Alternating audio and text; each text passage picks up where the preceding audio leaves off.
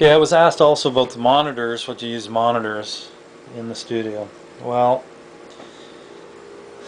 you can go crazy looking online and seeing studio monitors, studio monitors, studio monitors, and read all about them. And they'll be great, in the article. Then you read the reviews, and some will say they suck. And then you're back and forth, and your head starts to spin. Well, I go back to my drummer Gavin Harrison and a few other drummers.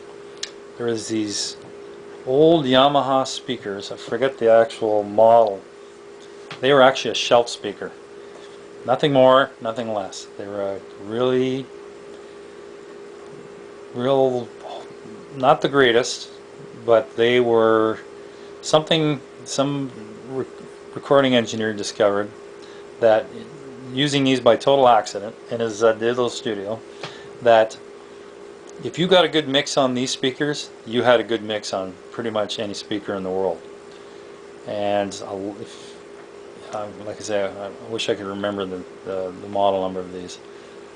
So, whereas these speakers were probably, under $200, and they're tiny, back in the day. Now that all these studios have them in their recording studios, the price has gone skyrocketing. But I mean, they've been discontinued and a newer model come out and that. But they were horrible sounding speakers. So I got to thinking, like, well, do I want to spend $1,000 on these speakers, or just go to my local used music haunt and see if there's something in the stereo department? So that's basically what I did. Originally, I farted around with my PA speakers and some monitors from my stage, but it's a different sound altogether. So I said, I'm going to get stereo component style stuff. So that's what I did. I ended up buying these old JBLs. They are the J216As,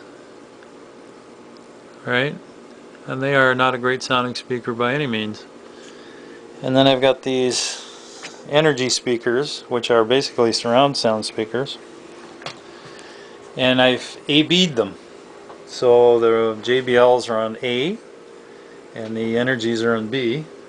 And I've got this Rattel receiver, just the basics, and I have it rigged up that, like I say, A-B, and just a simple system. Works for me. It's like 65, maybe 70 watts. You don't need to be loud to play it back, but I mean, for years I just used an old Sears receiver. Like I said, you can spend all the money you want, but it's not going to guarantee a great result. You have to know what you're doing. If you keep buying new stuff, and you have to go through this learning curve, you're going to suffer somewhere. You're going to suffer A, in the songwriting, B, in the recording of it, because you spent so much time screwing around learning with the new gear, you haven't learned either the songs properly or your instrument properly. You have to find some level ground. So you learn a little bit as you go with the gear you have. If it does you fine, do as much as possible with it, and sneak new pieces of gear in once in a while. Don't just abolish the whole rig and buy a brand new rig. You're going to be very unhappy. Unless you're some gear geek that's, as soon as you touch it, you know how to do it. That won't be me, that's for sure. As for the speakers, that's all I use. And somebody asked in one of the videos of how to make the windscreen that I made.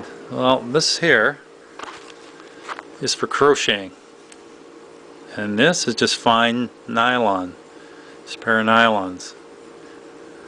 So this here you can buy. They're plastic. You can buy them at any sewing place. I just made this little bracket. This is a gooseneck off an old desk lamp, riveted onto an old piece of it was a clamp-on microphone thing. But this is all homemade with different parts.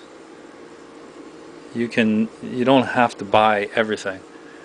This cost me, I think, $2 to make, and they want $30 to $40 and up for one of those. You know what? It still works. Headphones, I use Vic Firth. I started using Vic Firth because I was suffering major hearing loss from some bands I played with, and believe it or not, they were the country bands. Rock bands weren't as loud as these country bands I played with. So I started wearing Vic Firth, and also custom-made hearing protection, which I think every musician should have. I basically use it all the time now, and when I practice, I rarely practice without some hearing protection. The Vic Firths work great. I think I've got 2 or 3 pair of them, definitely 2. And great for the studio, great isolation. You don't have to spend big bucks on them. Sometimes you can find them on sale for, you know, $50, something like that. I forget what I paid for mine, but they work great.